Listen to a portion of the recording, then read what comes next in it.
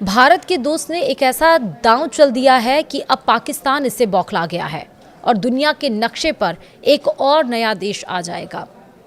मैं आपको बताऊंगी इस वीडियो के बारे में विस्तार से। नमस्कार, आप देख रहे हैं न्यूज़ 18 का डिजिटल प्लेटफॉर्म। मैं हूं आपके साथ श्रुति श्रीवास्तव। इजराइल के रिश्ते कम ही मुस्लिम देशों से अच्छे हैं, लेकिन इस बार यहां के पीएम बेंजामिन नेतन्याहू ने अलग ही गेम खेल कर दिया है। अब सोमालिया से अलग होकर बने इलाके सोमालीलैंड को एक स्वतंत्र और संप्रभु देश के रूप में मान्यता देने वाला पहला देश बनकर इतिहास रच दिया है। यह फैसला सोमालीलैंड के लिए बेहद अहम माना जा रहा है, जो पिछले 34 वर्षों से अंतर्राष्ट्रीय मान्यता पाने की कोशिश कर रहा था। सोमालीलैंड ने साल 1991 में सोमालिया से अलग होकर स्वतंत्रता की घोषणा की थी, लेकिन अब तक किसी भी संयुक्त राष्ट्र सदस्य देश ने उसे मान्यता नहीं दी थी। ऐसे में इजराइल का ये कदम बहुत अहम हो जाता है।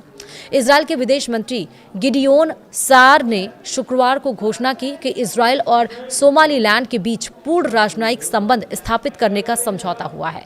इस समझौते के तहत दोनों देशों में एक दूसरे के दूतावास खुलेंगे और राजदूतों की नियुक्ति की जाएगी। इजराइल का ये फैसला कई राष्ट्रों को चौंकाने वाला है। इसमें अरब के कुछ देश और अफ्रीकी महाद्वीप के देश शामिल हैं।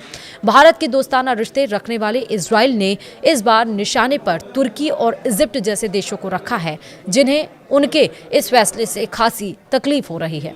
तुर्की ने कहा है कि इजराइल विस्तारवादी नीति अपना रहा है, लेकिन नेतन्याहू का ये कदम इजराइल के लिए डिप्लोमेसी का मास्टर स्ट्रोक है।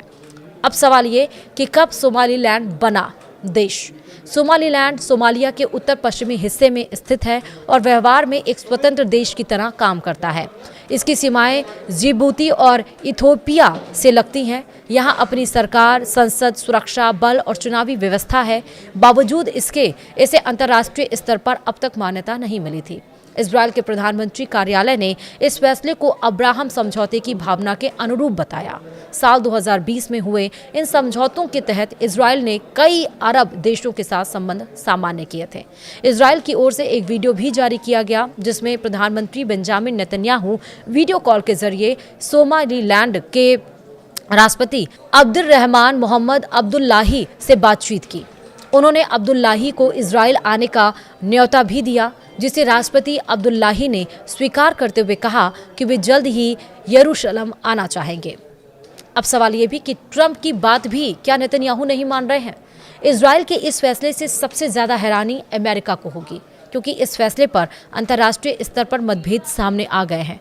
गार्डियन की रिपोर्ट के मुताबिक अमेरिका के पूर्व राष्ट्रपति डोनाल्ड ट्रंप ने एक इंटरव्यू के दौरान कहा था कि अमेरिका सोमालीलैंड को मान्यता देने के पक्ष में नहीं है। उन्होंने इस पर राय देते हुए पूछा था, क्या किसी को सच में पता है कि सोमालीलैंड क्या है?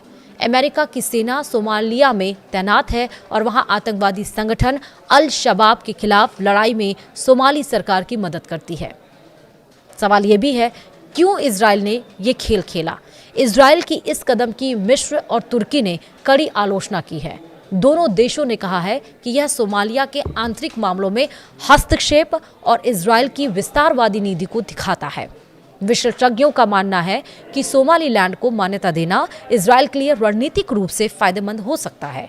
यह इलाका यमन के पास मौजूद है, जहां इजराइल पिछले कुछ सालों से हूती विद्रोहियों के खिलाफ सैन्य कार्रवाई करता रहा है। एक इजरायली थिंक टैंक की रिपोर्ट की माने तो सोमालीलैंड इजराइल के लिए खुफिया निगरानी और सैन्य अभियानों का अहम केंद्र बन सकता है। फिलहाल सोमालीलैंड में संयुक्त अरब अमीरात का एक सैन्य अड्डा भी मौजूद है और वहां अमेरिकी सैन्य अधिकारियों के दौरे भी हो चुके हैं। अब आपको बताएंगे कि सोमालीलैंड की आबादी लगभग 62 लाख है। यहाँ लोकतांत्रिक व्यवस्था है और सत्ता का शांतिपूर्ण हस्तांतरण होता रहता है। हालांकि हाल के सालों में पत्रकारों और विपक्ष पर दबाव बढ़ने की शिकायतें भी सामने आई हैं। इजराइल की मान्यता के बाद इस देश को अंतर्राष्ट्रीय स्तर पर पहली बार सुर्खियां मिल रही हैं। तो न सिर्फ पाकिस्तान बल्कि अमेरिका भी इस बात से हिला हुआ है कि आखिरकार इजराइल ने ऐसा क्यों किया। वीडियो में ताही, नमस्कार।